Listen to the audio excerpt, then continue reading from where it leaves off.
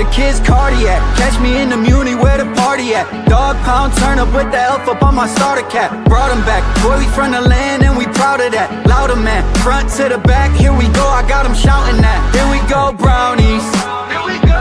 Here we go brownies, here we go brownies. Here we go brownies. Let's go. Game on the line, Joe Thomas, I promise. Jim Brown running through opponents, how I got this. I return like Josh Cripps, paying for the mini, got the dog pound jumping. Here we go brownies. Here we go. Here we go brownies. Here we go brownies. Stand up. Here we go brownies. Let's go. Cleveland, this is for you. Well, welcome everybody to another episode of the Here We Go Brownies podcast, live on a Wednesday night here in the great city of Cleveland, Ohio. Allie is taking a little leave of absence, taking a vacation with the good doctor, David Ullery of the program and the Medical Moment. So they're taking a little bit of a time to go enjoy vacation. I mean, we all have to take a week off here and then, or we go stir crazy. We do this year round, Angel, right? Yeah, definitely.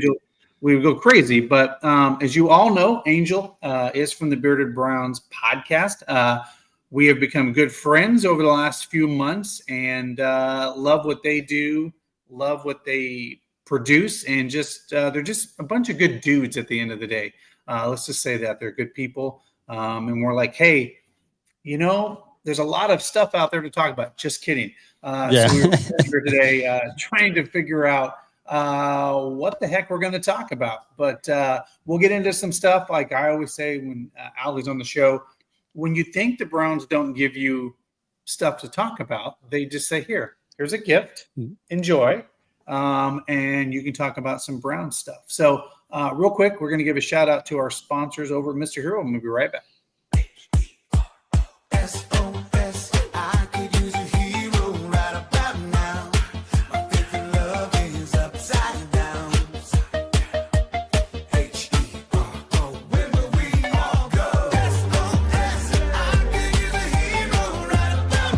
Mr. Hero's turning 60. We're proud to have served your favorite cravings for 60 years in celebrating what we do best. Thanks, Ohio. I crave a hero. I mean, who doesn't want a Mr. Hero at the end of the day, right? Like, come on. Over 100 locations here in Ohio. By the way, guys, look for that family 4-pack that we give away every week. We've already had several winners since our partnership with those guys. But I got to tell you, I'm a fan of the mozzarella sticks. I'm not a big mozzarella stick guy, but I have their mozzarella sticks. I'm like, these are really good mozzarella sticks. And I love cheese. I mean, don't get me wrong. Who doesn't love cheese? But, let me ask you, Angel, what's your favorite thing at Mr. Hero when you the cheesesteak, obviously. My mom. Oh, the cheese. Okay. Yeah, my mom, she grew up here, raised here, and they ended up moving to Chicago 15, 20 years ago, and she ended up moving back. And the first thing she wanted when I moved her back, she's like, I need you to take me to Mr. Hero. She loves the cheesesteak, onions, mushrooms. She likes to work on it. I'm just a plain cheese guy. Okay. But yeah, the cheeseburger, Roman burgers too are good, but a good mozzarella stick, you can't complain about at all. Like I have kids, so they eat mozzarella sticks. Oh, that's true. Chicken nuggets. So yeah, that's true. I sneak them. Well, let's kick it off with big news for downtown Cleveland. As you know, I live downtown Cleveland. The Cosm Gilbert's group is backing that with a big substantial amount of money to go right across from Rocket Arena. It's going to be this, from what I can tell, these other cities that have it. It's just interactive theater experience, sports on steroids, with the worry of the Browns leaving. I know we'll get into that, but going right downtown to be a year-round facility. What do you think about this? We're on the same page. You and I, we're pro dome, so we're not trying to pick a side here or anything. But there are going to be some economic deficiencies for sure when the Browns leave downtown. I think this is a big boost in the arm for downtown Cleveland, not only with that, but just in general. Yeah, I agree. I think this thing is massive. Was it 3 acres? They said it's going to Yeah. be huge. It's going to be wall to wall screens. So it's not, it's going to be, you're immersed in whatever entertainment you're going to be watching. And I think it's cool that it is, like you said, year round. So the snow, the rain, no elements are going to stop you from going. And they could do whatever event there. So if there's a Browns game on a Sunday, those who are downtown or used to that Good downtown point. vibe, they can still open that up to the downtown people and they can act like they're still going to the game, maybe do a little tailgate somewhere downtown and then go to the game, but go there instead. Yeah, for people that don't want to drive to Brook Park but want to have, well, just a sports bar on steroids, right? At the end of the day, like the biggest, greatest screens, great food, and I can just walk from my apartment downtown and go where that is a really good point for the people that don't want to drive, pay for the parking or whatever. This is an alternative. That's a really I because mean, from what I see in the pictures, it looks like you're in the game. So it's probably Right. going to be as good as, I mean, I don't know how the new stadium is going to act according to the draw ups. It's going to seem like you're on the field, but I mean, it's going to be as good as being there. So why not pay a little extra money and not drive anywhere? And you have a bar probably just walking down the stairs. It might be too busy, but it'd be interesting to see. Yeah, your guys say, "What's up, Dustin? Who's this Angel guy?" I Yeah, don't know who so he is. I found him downtown. He said he's a good podcaster, and here we are. I like that they can always give you crap even off show. Yeah, they just love it. I do love that they were giving you a hard time about your phone the other night. That made me laugh when I tuned in, and they're like, "What is that?" And you're like, Yeah. "Oh." I totally forgot to. I normally have my phone off volume to begin with, but for some reason I had it turned on. I think I was waiting for a phone call. That's why. And That's then fair. I heard my podcast. I'm like, oh man, I gotta stop that. That's totally Ricky move there. Well, you probably know this. You've watched Allie and David. They have a cat and 2 dogs, and at any given time, a cat may make an appearance in Allie's screen, or a dog will come out of nowhere with a vicious bark that you're like, okay, there's the dog pound in the background.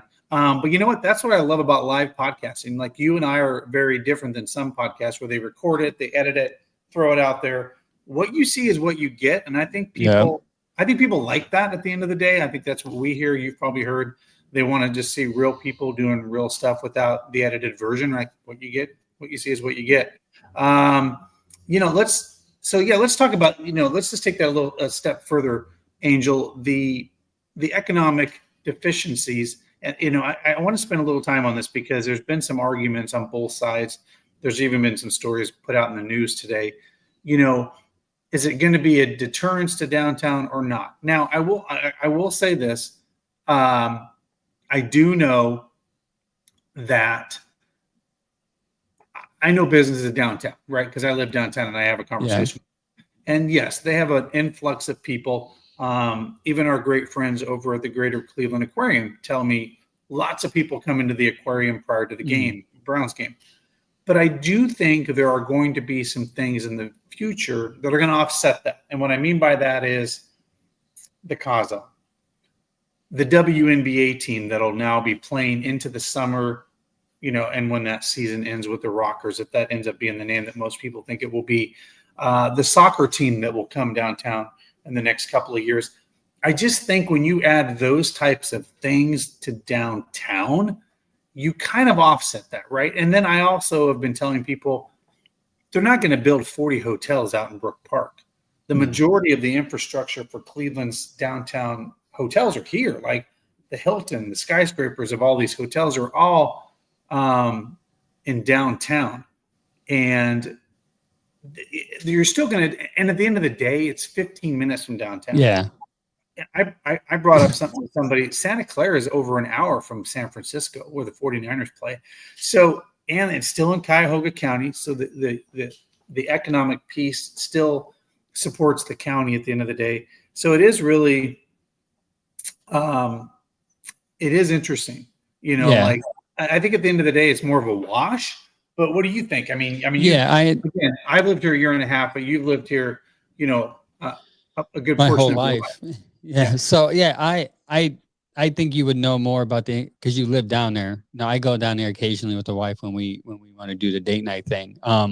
But I feel this. I kind of felt the same way the way you said it, even before I knew about the Cosm and the other stuff that I think Dan Gilbert has probably hidden and hasn't revealed yet. But I felt like the Browns are going to be removed, and somebody's going to come in and see an opportunity, and they're going to build something, and it's going to help the growth there come back or continue. So I agree. I don't think it's going to. Now I speak this as somebody that lives in the suburbs. So if somebody that works downtown, please don't hurt me. But I don't think it's going to hurt as much as people are assuming. And the question I have is, how busy is it when the Browns aren't playing? Because they don't play often, because they usually just play 16, 17 games and they're not in the playoffs. So what happens from the times that are dead middle of winter and there's nothing going on a Sunday? So yeah, I mean, good point. So I live downtown, so I can kind of live this. I eat, live, and breathe it. I will say winters are not great in Cleveland. I don't think I'm shocking anybody by telling them this. But I will tell you, I feel like people around here go into hibernation mode when winter does come. And I got to tell you, like when we had our first warm day, and we all know the spring was just was long and cold and weird. But man, once we had that first warm day, I felt it was like caca, caca. Like everybody was out on the streets downtown. And so I'm like, well, yeah, the bars stay still busy because people are going. Like I hear this from our patrons that own bars. That's our make it in Cleveland time is the fall into the winter because there's nothing else to do. So you do go to the bars. So the bars will still stay busy because anybody that lives downtown or does things downtown. Are they busier on a game day? Well, sure, obviously, because there's more an influx of people. But people are still going to go to the bars because they're still doing that in the wintertime, right? So, yeah. But I just think the city just needs to evolve itself to become more, I know this. I come from Boise, Idaho, which is a town that is booming, one of the fastest growing places in the country. I almost think taking the stadium out of there now tells Cleveland, your lakefront is wide open. Develop it. Make it like every other city, like Pittsburgh has with the rivers. I know I said the terrible word, but it's true. Detroit, what they've done with their waterfront. Baltimore. Why can't Cleveland be that? And from everybody I've been here and told, they've been promising to develop the lakefront for longer than you and I've been alive. Yeah, so, basically, Yeah, so I'm like, just develop it. Just be done with it. And go get, the land bridges and all that.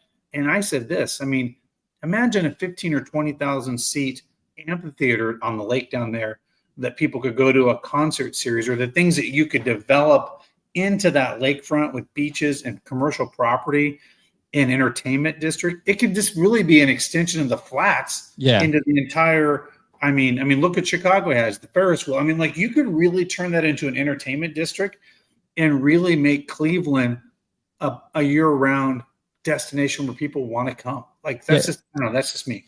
If Mayor Bibb needs any ideas, he can just use AI and just say, hey, what ideas will be perfect for this area? And AI would just pop up Ferris wheels, restaurants, shops. There's so many things you can do with that vacant land. Maybe do an extension to the Rock Hall. Maybe even put more restaurants over there when people come see the Rock Hall. Like you said, an amphitheater would be a great idea. And I love the what you just said. Maybe the Browns leaving will force them to finally realize we can't rely on the Browns anymore to bring in income. Now we have to think for ourselves and figure out how we're going to or what we're going to do in this plot of land to make money for the city. And I think you can do multiple things there. You're right by the water. Why not extend the Metro Parks a little bit? Create something beautiful down there where people want to go and see. Right. So I don't know if Harry Clark tunes into your show or if he's a watcher of your show, but I think we should address this. This is something that's widely known in the podcast world, Angel. But Harry says Angel is picking here we go. Straight up romance. I was hoping to kind of slide through a podcast without Pickett's name being called. But Harry is obviously a friend of the show for the Bearded Browns. And there is, and listen, there's not a bromance. As it started off as a bromance, but as of course as you kind of grow as things kind of evolve as the season, as this slow season goes along, you kind of come back to reality. It's a bromance. Yeah, but the Pickett thing is it's coming from a place of unfairness for Kenny Pickett, because I think a lot of people look at the blueprint of what Pittsburgh did and say this dude's trash. And then when I challenged myself, I'm like, is he really this bad? Because in college he came out, he was third. I don't know if you know, third or fourth in the Heisman voting. Not too many people know that. So I'm like, there's no way this dude can be this bad and be third or fourth in the Heisman. He had 4,000 yards, his 45 touchdowns, like 8 interceptions coming out. And I'm thinking, there's no way this dude's bad. So in Pittsburgh, the Panthers, they ran a pro system. The pro system included a lot of motion, a lot of pre-snap reading, and what we know as, I always forget the term. Dang it. I always says mine. Play action. Sorry. Play action pass. So who does that sound like? Sounds like Kevin, right? So when you look at Kenny, he is the perfect prototype of what Kevin would like. Also, too, this is just breadcrumbs. Hence why they probably traded for him, too. Yeah. Right? See, and here's another breadcrumb for you. Andrew Berry and Kevin is on record saying that during the scouting combine, they interviewed and met with Kenny. So they know him. They scouted him. They know what he does well. They know that he is not going to throw for 4,000 yards a year. You don't need a quarterback to do that in Cleveland with Kevin's system. You just don't. Why? Because you hope you run the ball 60% of the time and you limit the throw to 40%. That limits your window of mistakes with your quarterback. Okay. Also, too, let's be honest with yourself, guys. Kenny Pickett in Pittsburgh and his offensive coordinator was Matt Canada. You may not even heard of him because Pittsburgh wants to forget the 2 years that Matt Canada was there, because their offensive line was ranked 28th. The offensive line in 2023, but the last year Kenny was there, was ranked 24th. He had no time to throw. The average time to throw in the NFL good is 2.76 seconds, okay? He had 2.3 his first year, and then it got better his second year, 2.4 something, but still not good amount of time to throw. You bring him here. So, and I'll go on the counter to that for the sake of podcasting, and your bromance. I just love that. But here's the other thing, though, right? They definitely saw something in him. Terry Bradshaw's actually been on record saying that they misused Kenny Pickett. I mean, for a Hall of Famer to say that, and he's, I think quarterbacks can judge quarterbacks. At the end of the day, talent sees talent. Athletes know if they got the it factor or not. When I talk to alumni and these guys, they know, right? They know, they'll say he's a little skinny at that position. They just know, right? They kind of know. And what I'll counter with, okay, that's all said and good. But if they were that confident in Kenny Pickett, they would have not went out and drafted Dylan Gabriel, and they certainly wouldn't have went and doubled down and got another quarterback, in my opinion, because I feel like they would have tried to fill the roster with, maybe wide receivers or some other positions of need if they were 100% sold on him or thought that he could be that backup. Oh, and let's talk about the 800-pound gorilla in the room, Joe Flacco. Joe Flacco comes in and can basically start this offense with his eyes closed because he's very familiar with Stefanski. And I think he has a huge leg up on anybody in that quarterback room, and more than likely, in my opinion, will be the starting quarterback. So, I said on this last podcast that I would not be shocked if the Browns are doing a little bit of a song and dance to pump up Kenny. All the accolades. And I said, it wasn't too long ago that a couple of weeks out from the draft, the Cleveland Browns were like, oh man, Travis Hunter is just this, wow. He is just, this kid is great. And they were oozing and on. And then they got Jacksonville to take the bait and fleece themselves. And I mean, really fleece themselves, because Colin Cowherd and some other folks have said literally that they were getting texts from executives going, what did the Jacksonville Jaguars do? They don't even know what team they have yet, right? This would be different if that was a GM that had been in there multiple years, a coach that had been in there. They don't even know what they have yet, and they're making this drastic move to give away which is probably arguably a top 10 pick next year, to think. And someone said, to a team that's not one player away. You do that if you're one player away. Typically, if you're a franchise, right? Like, hey, we're going to trade up with the Browns and we're going to take this guy because we think that guy, like, that's a Buffalo Bills move, right? If we get this guy, takes us over the hump to maybe beat the Ravens or whoever. But that's not the move they made. And I think they gave up a lot. And so I think we could see a trade. And like I said, I still see the New Orleans Saints as the team out there that doesn't really have their quarterback position really solidified or feel comfortable with. And Kellen Moore sitting over there who played all last year with Kenny Pickett and isn't afraid. And then lastly, just to double down on that, if he was that valuable, why did the Eagles give him up then? At the end of the day, if they thought he was that good because I know this about the Browns. Man, in the last 3 or 4 years, how important is your backup quarterback in this league? Not only with the Browns, but anybody. Yeah. If that guy goes down, you better have someone. Obviously, he's not going to be the same, but he better be very comparable or close to be able to put the production that your other guy does, or you're doomed and your season's over. But take it away. I think they see DTR as someone who's compatible with Hurts as far as the way they run their offense. I think Kenny has some difference compared to Hurts. So I think that's why I think they value DTR as much as Kenny. That's why they were willing to give up basically a fifth for a fifth. But I agree. I think Joe Flacco, I think they want Kenny Pickett to have the job, but I think Joe Flacco's there just in case Kenny Pickett can't step up. And that's, by the way, smart move by the organization. You need to make sure you have your quarterback.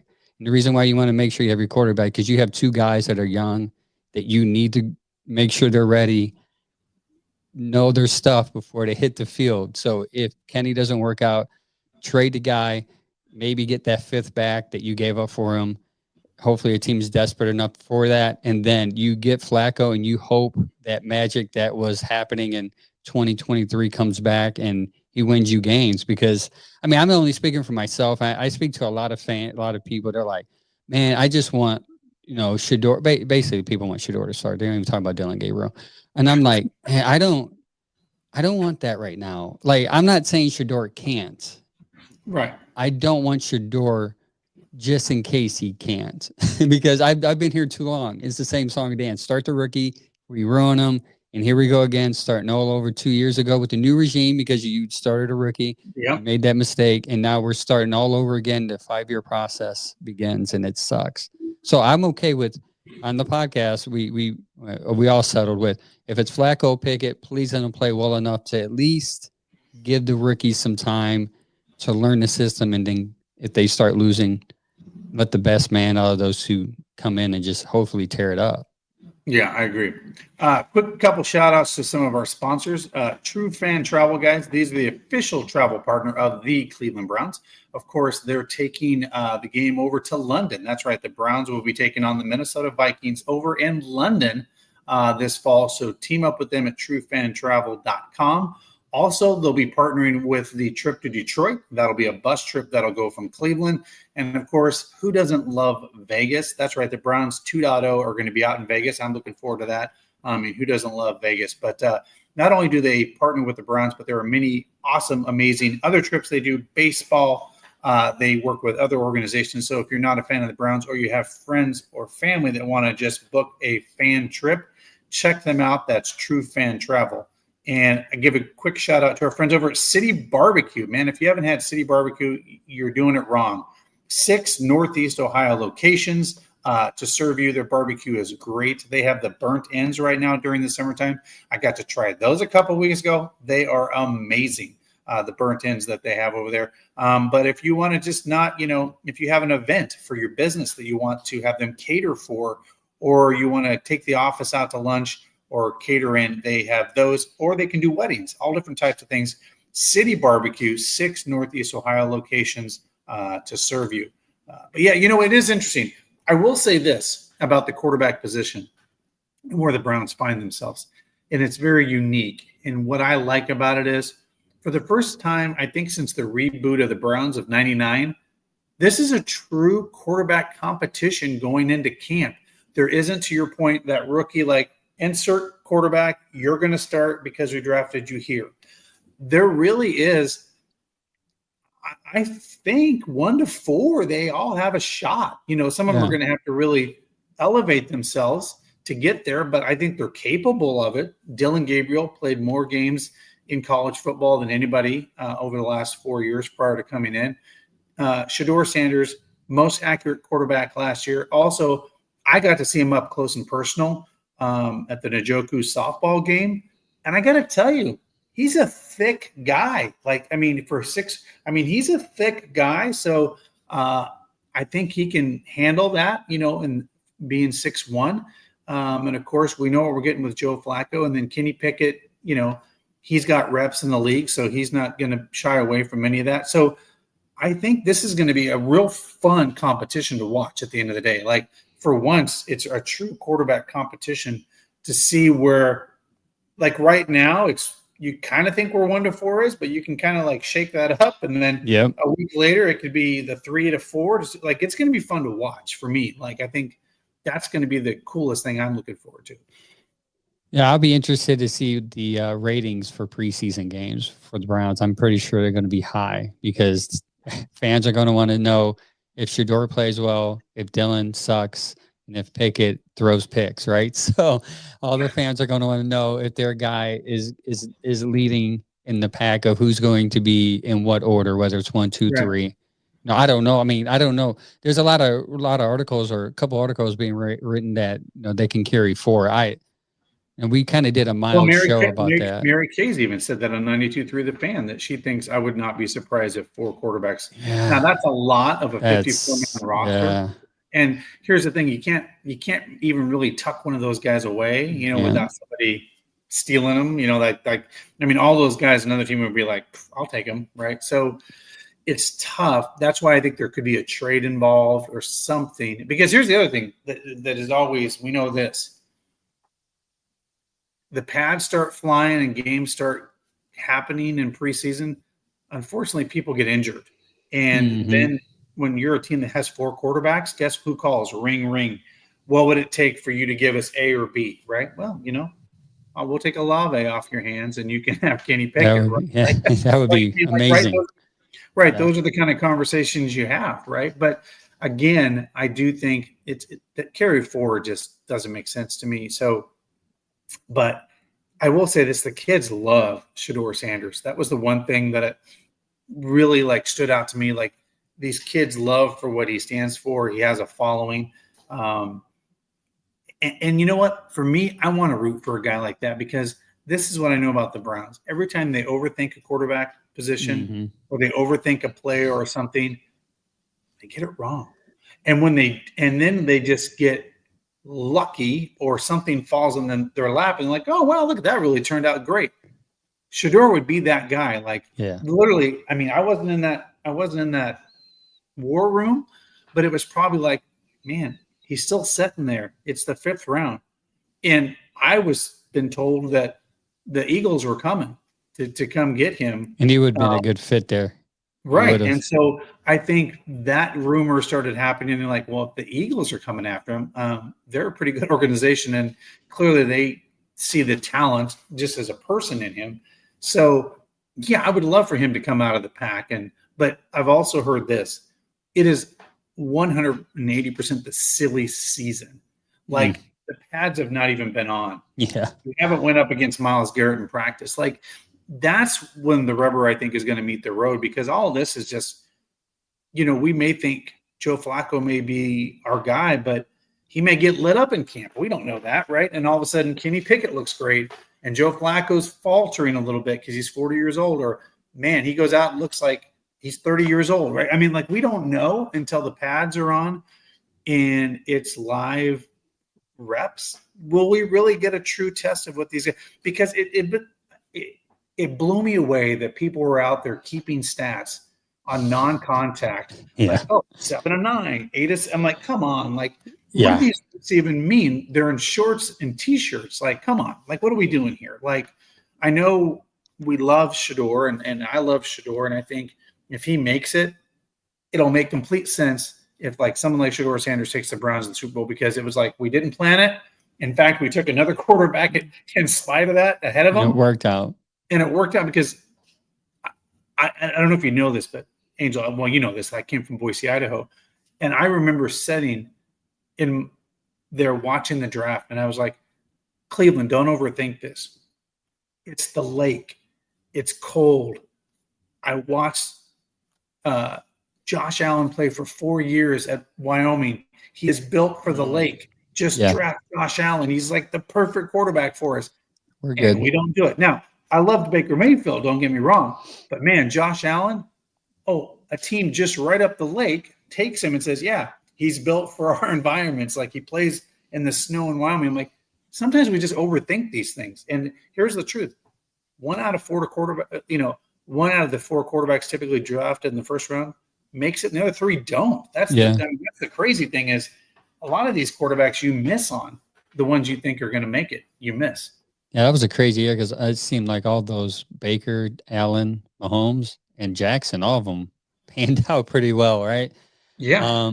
Yeah, too bad for – yeah, I agree with you. By the way, I'm not even from Wyoming, and I wanted Josh Allen myself. I was screaming from the rooftops. I was even saying, like, trade with the team, not far too back, but that would want Baker. You get an extra pick, get Josh Allen, kind of get your guy, and get a receiver, I agree. I thought Josh Allen, obviously he still is. I thought he was going to be a beast, and he's still killing it in the league. Unfortunately, we didn't. Like you said, not that we overthought it because we ended up getting Baker. Baker was more mature. I think he would have worked out here, but things happen, and unfortunately, we're stuck here with four quarterbacks. We're trying to figure out who's going to be our QB1.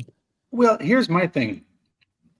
I would be completely happy with Joe Flacco starting week one. And what I mean by that is if you look at like Patrick Mahomes and some of these guys, they didn't start immediately in the NFL. And they sat behind folks like Alex Smith and some of these guys and kind of watched the progression of the game. I think that's a good thing, right? And Allie and I have talked about this ad nauseum that the NFL is really bad at developing quarterbacks, like really bad, like horrible. Like if you get drafted in the first round, you are expected to start week one, no matter what. And if you're not ready, well, sorry, you're out there. Like they're almost forced to start these guys. And that's how I think the Browns have ruined multiple quarterbacks in the last 25 plus years. They weren't ready, and the line wasn't good enough. And it's just terrible. And it's just the way they develop quarterbacks is just – and the one thing that I've seen too, Angel, is that some of these quarterbacks, again, the reason I think the Browns went down the Dylan Gabriel route, a lot of these quarterbacks over the last few years that have come out of college that have had more games and reps and progression through college have been more successful at the next level. Well, because they don't get a lot of on-the-job training because they don't get that. But those guys have been more successful at the next level that have had more games and more throws in college. So perfect example is Jaden Daniels and Bo Nix, right? And then you look at Indianapolis, who picked a guy who only had 16 games under his belt, Richardson, and he's non-existent. He's hurt, Right. So, a guy with more reps, obviously he's going to feel more comfortable. And the Browns got two of those guys because Shador played a lot of ball too. So that's encouraging to see that they went over. They did that. I personally, I like Dylan Gabriel. I like both of those quarterbacks. I don't think they can go wrong with either one. So whoever they choose to pick to start first, I think Kevin's going to make them better. I'm a big Kevin guy, by the way. I don't care who's quarterback. If he's interception to touchdown interception ratio is high, where you get more touchdown interceptions, he's going to put you in a successful position to be a good quarterback in this league. To your point, look at the season we made the playoffs, and we had 5 quarterbacks start games that year, and they still, I can't even remember the guy's name. PJ Walker PJ Walker beat XFL. the team that would go on to be represented in the Super Bowl. Yeah. But he was able to put him in at least a position to be able to win the game, right? Like he even put DTR in the game in last drive to beat Pittsburgh at home. I mean, Kevin set DTR, and DTR, I mean, he tried his best, but he just wasn't it, you know? So, Right. I mean, Kevin could pull the best out of anything. So that's what makes me excited. Earlier during the whole process, I was really high on Shador because I said to myself, Shador in Kevin's system is going to be amazing if given time, because he has some things that he needs to work on, and obviously he's really working on it because he's posting it a lot on socials. But yeah, I think if they're patient with him, he can be into something special. Him and Dylan, but we'll see. Yeah. And George brings up a good point. Better competition breeds better quarterbacks, right? Because when you have a room like that, you're all trying to like get to a certain level, and when I think it's given or think you're going to get it, I just think you just don't have the same intensity, right? Like, and and it was interesting. Shout out to Joe Hayden, and he brought up something that he was talking at one time, and he said, what do you think about when rookies are drafted or things like that? And he said, you look at your position, right? And he goes, if there's a guy that's drafted at your position, you're like, you better play twice as hard, you better run twice as hard, and you better show that you're not replaceable.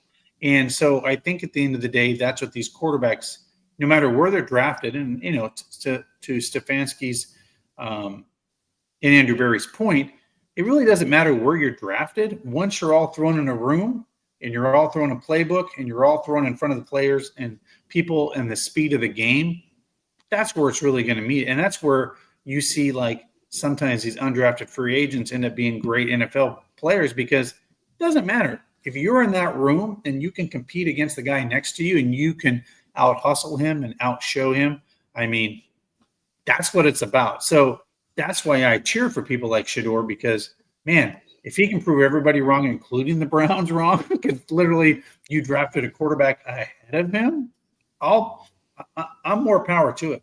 Yeah, I agree. What would you do if Kenny Pickett starts the season? I ask all the Browns fans this because they're dead set on it's going to be Flacco. But I always say, well, let's prepare for the worst because we are Browns fans, okay? If Kenny Pickett is QB1, how would you think Browns fans will respond? Well, I think if Kenny Pickett is the starter in week 1 for the Cleveland Browns, I think, because this is the one thing I will say this, and I think, Angel, you'll agree with this, Browns fans are some of the most educated and smart fans in the NFL. And when I mean that, you'll talk to players and like, man, they know everything about me. They know everything. Like, it's just not, I mean, no, it's not a casual, it's not a, you're not a casual fan. Like, you're a very, I mean, you know your folks. And I guess what I mean by that is you'll have seen training camp, right? Like the eye test will tell you why Kenny Pickett has been chosen number 1. He was the most consistent in the preseason games, in training camp. Like, he will have earned number 1, right? Like, and I just feel like Browns fans will be like, well, he was the best one out there, right? He outperformed Joe Flacco. And I think most Browns fans would be like, well, he's won it. He's earned it, right? Yeah. And I think just because there are 4 quarterbacks, I think the Browns fans will be content with it. Now, the most popular person in town is always your backup quarterback. If he goes out and if he goes out and starts stinking up the field, they're going to be calling for Joe Flacco or Shador or whoever, to come off the bench. But I think the Browns fans would be okay with it because they will be like, well, clearly he won that competition based on training camp. It wasn't given to him, right? He had Shador in the room, and he had Dylan Gabriel, and he had Joe Flacco, who, by the way, came off a couch for 8 months and came in here and roared us to the playoffs. So I think it would have to – I think they would accept it because we're just a smarter fan base. And at the end of the day, I really, truly believe that we come across that way. And you talk to Browns fans, man, they will tell you, like, boom, boom, boom. Like, they don't forget, and they know stats. And And the Browns players, current and alumni, will tell you, like, no, man. They know everything of my stats. They knew a game I carried 20 times for 300 yards and how many touchdowns. And we're they know I missed that, sure. that play that lost that game, and they're like, I know. It happens a lot. we have heartache a lot. No, I get it. I understand it. Yep, I agree with you. Browns fans will know. I don't think the Joe that we saw during that playoff run is going to be the Joe we see if he starts, because I don't want him to be. Again, I'm hoping Kevin runs a system where it's more run heavy, pass second. By that way, you limit the mistakes even Flacco can throw into. So even I think 20 to 25 throws a game will be the sweet spot for this team. And if Q, Sampson, and even Ford, because we forgot about Ford, most fans forgot about Ford.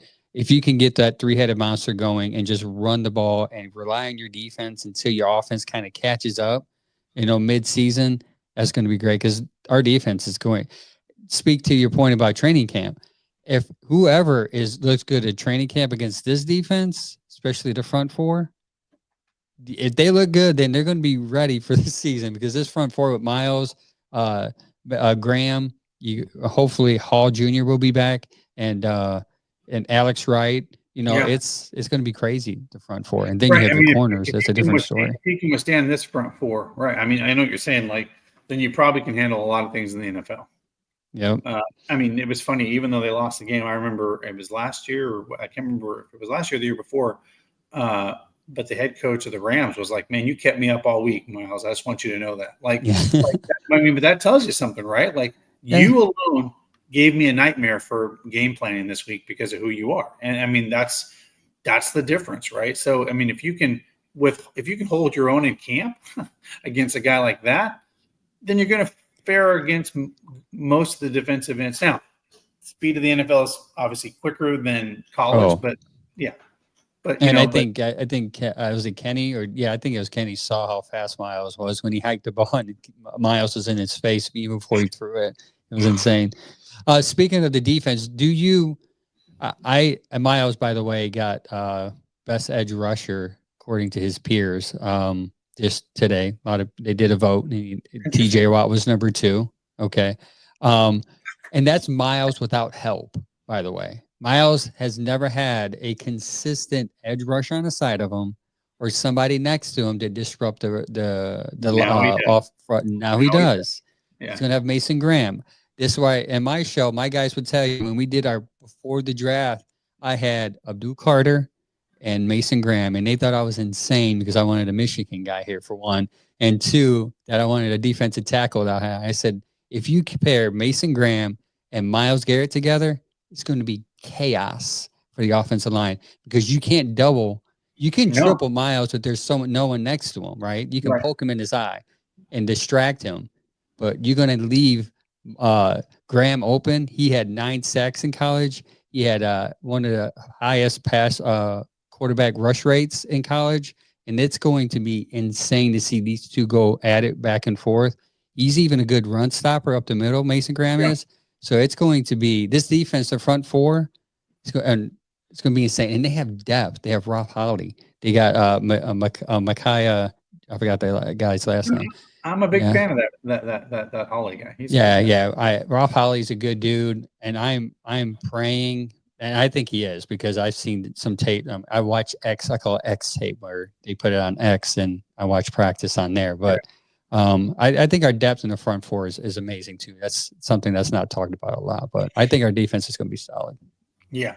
A couple more quick shout outs to our friends. By the way, guys, we are putting together a cruise. Here we go, Brownies cruise. That's right. It's going to be, look for some more information on that, but it's going to be September 9th. Right. That is September 6th. The Saturday before the Browns home opener, we're doing a Here We Go Brownies cruise for anybody that's in town. It'll be a lunch cruise. We'll be doing some samples from Lorello Vineyards and Lake Erie Distillery. Speaking of Lake Erie Distillery, let's give them a quick shout out over there in Willoughby, Ohio, guys. If you don't have or have not tried Lake Erie Distillery, you got to check them out. Find them at your local Northeast Ohio liquor stores or wherever your favorite restaurant or bar is. Ask for them. They have amazing things like the #1 dill pickle vodka in all of Ohio, Burning River cinnamon whiskey, by the way, which is the best cinnamon whiskey I've ever had. And of course, they have a lot of great bourbons. I know, Angel, you've been able to try those when we had our great party out there, but check them out. And then, of course, we cannot forget our friends over at Stadium Mustard. And if you don't have Stadium Mustard, I don't know what you're doing.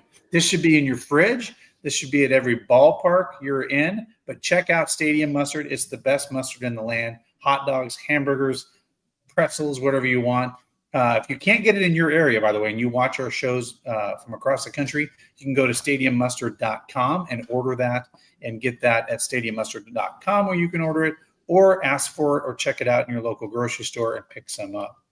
Real quick, I want to just talk about a real cool experience that I got to partake in, and I think it was very interesting. And I was talking about this actually last night on another show that I got invited to, and that is Ada, Ohio. People are like, what about Ada, Ohio? Where is Ada, Ohio? Well, it's in the middle of farm country, and there's a lot of corn, and there's Ohio Northern University there, home of the polar bears, which I think is hilarious. They're the polar bears of all. Like, you can't have a polar bear. Like, how's a polar bear? But it's great. But it's where all NFL footballs are made, not only for the Browns, but every NFL football is made there, including collegiate balls for Wilson, anybody that has a Wilson contract for collegiate or high school. And I found out in the state of Ohio, Wilson is the official football for all high school football games. But I wanted to share, like, the cool things. Like, you can get, like, I had this Here We Go Brownies engraved ball they did. But this is an official NFL football. And then they had one that just, and by the way, they're very high standards they have there. But then this one was slightly altered. So this is actually the one that actually, if it has this silver and is numbered, this is the one that actually would go to the Browns. This would be like an official ball. And they're like, you're lucky. We're making Browns balls, and you just happen to be in the building. Wow. This one's got a slight offset. You can have it. Now, the lady that handed it to me has been sewing Wilson footballs for 43 years. No joke. This woman is 43 years. Peyton Manning has been there a couple times to do his Peyton Place, but it's just phenomenal. So if anybody ever gets a chance, you should go to Ada, Ohio, take the tour. They do limited tours. You can buy NFL footballs there, official, but it's a cool experience. But what was really interesting in this tour, and we'll have a little documentary coming out on this, there are 4 sewing machines that fascinated me. Late 1800s. There's 4 of them. And they're the only sewing machines that are allowed to do the threads, the special threads that you see at the top of an actual NFL football. Those are the only machines that are allowed to do that signature etching in a Wilson football. Other crazy thing was how they send the balls out, right? So, like, people are like, well, how does this get sent out to the teams? Well, each team, they're starting to do it now in July, starting in alphabetical order. They start sending all the balls to those NFL teams in alphabetical order. And then the kicking balls are sent to the referees' hotels, just the kicking balls ahead of the game. So the kicking balls are sent separately to the hotel rooms of those actual head referees. And then they only have a couple minutes before game time to put whatever scuff or whatever they want on those balls before they're put into a game. And then you maybe know this, Angel, but in 2019, each one of these footballs has a tracking device inside the skin of this. So upstairs, the NFL knows at any given time where every single one of those footballs are on the field, which is crazy, to the point where people are like, well, do we need the chain game anymore? Yeah. If you actually have a sensor and you know exactly where that football is at all given time. So as technology grows, so does the National Football League in the way they do things. But I thought that was pretty cool. They actually showed me the little tracking thing that you put in the ball. But really cool that they do all these different things with the NFL footballs. But if you get a chance, you definitely got to go out to Ada, Ohio. So it is worth the trip. By the way, you just go south, take a ride at Mansfield, and then head out into farm country. Have you ever been down there, Angel? I haven't, but now that I know I can take a tour, I'm gonna have to, because that would be an interesting thing as a fan. And I would just want to see that production. You just said they go in alphabetical order. Like, how many people are pumping out these balls? Well, funny. So there's I shared a video, and you'll see more of this. They actually stretch a football. If you left me on it, would it take 2 minutes to stretch this football? They heat it up. They stretch the leather. This guy can stretch a football in 25 seconds, and he said he does about 500 footballs a day. Insane. Dang. Like, now, but you think about it, Wilson footballs as a whole, they make these, they make college, they make high school balls, but then, like the autograph balls that have the panel, they make all those, like the panel balls. So they make a lot of things we don't even realize they make, for all types of things. And then it was a really interesting process. There was a guy there, he's an Eagles fan. So his little area was all eagled up, but he's one of the guys that come in. They come all watch the game the night of the Super Bowl in the factory there, and they are literally watching in real time because they have to get the balls literally ready to send out to the Super Bowl. So they are as soon as that score is decided, or it's pretty much a given, who's going to be in the Super Bowl. They have to start pumping them out. They have those balls ready within, they said, 24 to 48 hours. They're out the door, headed to wherever they need to be. So, I mean, and here's the crazy thing. There's a factory right next door that's been there since 1925, I believe, that they just moved into their new facility in the last year that's state-of-the-art, brand new facility. So the old facility is still there, which is probably used for storage and expansion stuff. But it's a really cool experience. I might want to take a trip. By the way, that chip, you reminded me that they put in there. They're actually introducing that this year to 2025, introducing a new camera-based system to measure first downs. Oh, okay, there it is. So yeah, I was like, I think they're starting to do that this year. They're flirting with it. So eventually, I think they're still going to have the chain game there just to kind of aesthetically look like football. But I think eventually they're going to phase them out. Right. And then, of course, guys, the Greater Cleveland Aquarium. We were just talking about that. You guys may have seen a show last week where I was from the actual Shark Tank. So that was a really cool, interesting show where I had sharks behind me the whole time. But guys, if you get a chance, if you're down there, FenFest started and is going now through August 5th. So go down there and celebrate the sharks and the stingrays. What's really cool, if you ever go down there, by the way, Angel, you got to do this. Take your kids. Have you ever been there with your kids, by the way, Angel? We did. Well, man, it's been a long time. So I'm sure they've updated it. Yeah. So you can actually you can take a cup in the stingray, and they'll come over and suck right out of your hand the food, and you can put your hand right in the water and feed the stingrays. I thought not only a cool experience for parents, but kids. I guess the kids absolutely love it, but they let you put your hand in there and feed the stingrays. Thought that was super. I'll let my wife know. I think we went there when maybe the first year or two when it opened up, and we haven't been back since. But it's one of those things that you forget that you have until someone says, "Hey, you ever been there?" You're like, crap, I need to go there. I haven't been there in a while. By the way, speaking of some fun things, this weekend, if you guys, if you're not doing anything, check out Primetime Sports. They are going to have out at the Belden Village. That's right. Cardell Jones and JT Barrett. That's right. Cardell Jones and JT Barrett will be there this Saturday, July 12th, starting at 1 p.m. Go out there and check out all the cool autographs you can get from those guys, those Ohio State legends, Cardell Jones and JT Barrett. Look for more signings from these guys. By the way, I don't know if you saw this, Angel, but they also are doing asking people. I'm trying to think of the gal, Cunningham. The gal. Indiana. Yeah. What's her Fever? Something Cunningham. Yeah, I know who you're talking about. Yeah. So anyway, they're doing a special signing with her, Sophie Cunningham.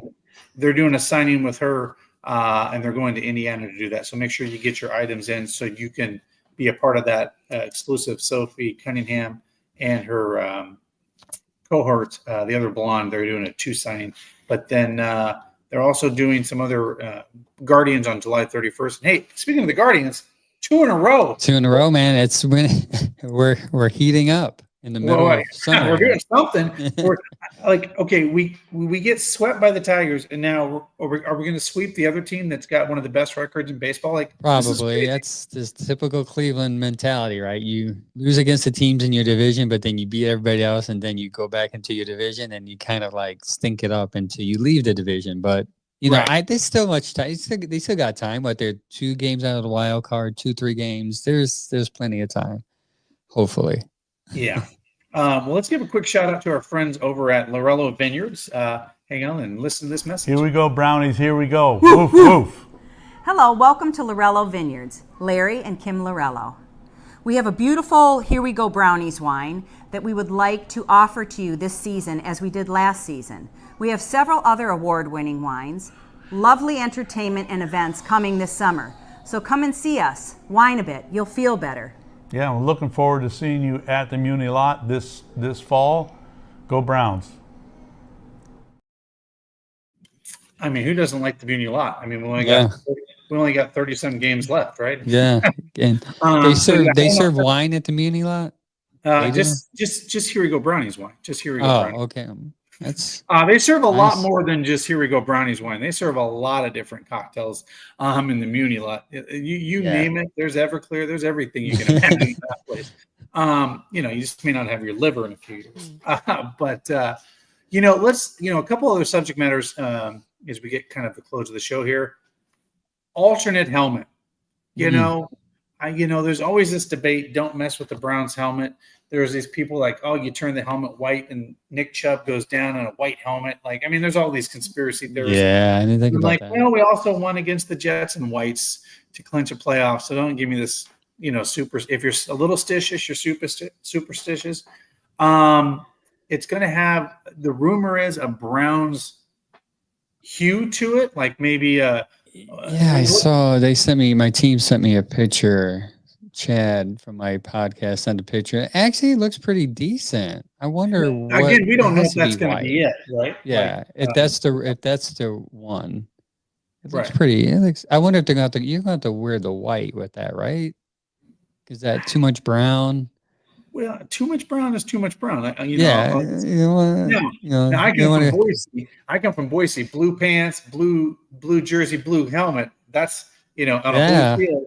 On a blue field, you might lose your player out there. I'm not saying that. Yeah, but that's normal for that. That's culture. Right. Here it's like all brown. Like I like those those Nike jerseys for years ago where they wore on Monday nights were cool. But that helmet seemed like you might need to wear that white outfit. If that's the right one. Now, here's what I would do. If you wanna spice it up and like do something cool, I think you make a black helmet with a white and orange stripe. Now that could be kind of menacing, right? Like a black helmet with that orange and white stripe, just to have like an alternate. Yeah, I do like that idea. Yeah, like a matte black or something, just something different that could be cool, right? Because that's what they do in college, right? I feel like any team that wants to like make a little bit of an edge, they go with that black, right? They put some kind of black into it to go. Ohio State does it, yeah. They do it like a blackout night, yeah. Yeah, so why not do it? But I mean, I'm just trying to think, like, I'm trying to look at a helmet, but like if you did a black, you could still do, and then instead of the brown stripes, they're orange stripes, and you put white in the middle. Like it's kind of what the one they have now. It's just dark brown. You got the orange and white stripes. So you got the 2 orange and white. So you just add black. Yeah, that would be nice. I would take that. You kind of have a game on Halloween and do a Halloween game. Now, okay, here's one. Jason brings up an interesting one. I didn't think about this. Gunmetal gray with pants that match. Now, a grayish brown would not be a terrible look. That would not be bad look. Good call, Jason. That's good. Yeah, gunmetal gray. But it's got to be a dark gray, right? We agree it's got to be a dark gray and a brown. That could look a little badass. I think that would be. So there's I like that all white face mask though, man. That is nice. Yeah. I do like so that. I mean, there's definitely some options out there, but yeah, it's a silly season. But look, Angel, look at that. An hour, Just like that. Just like that. We knocked it out. If it was Yeah. my podcast, we'd still be going. I'm like, guys, man, it's been an hour. We still got 20 pages to know, so we got in this. That's right. Well, hey, that's why it's July, right? We Yeah. can hit the good stuff and move out. But just a quick shout out from our Mr. Hero guys again, and then we'll come back and say goodbye to you guys. SOS, I could use a hero right about now. My faith in love is upside down.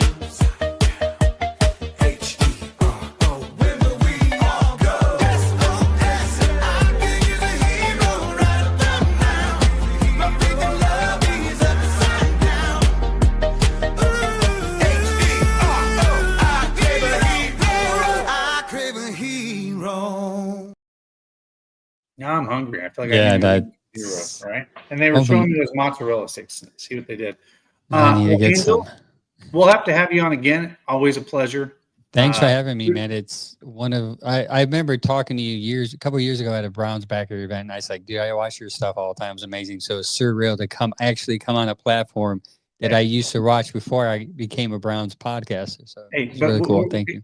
I feel like we're a band of brotherhood, and we broke bread together. I almost want to say, Yes.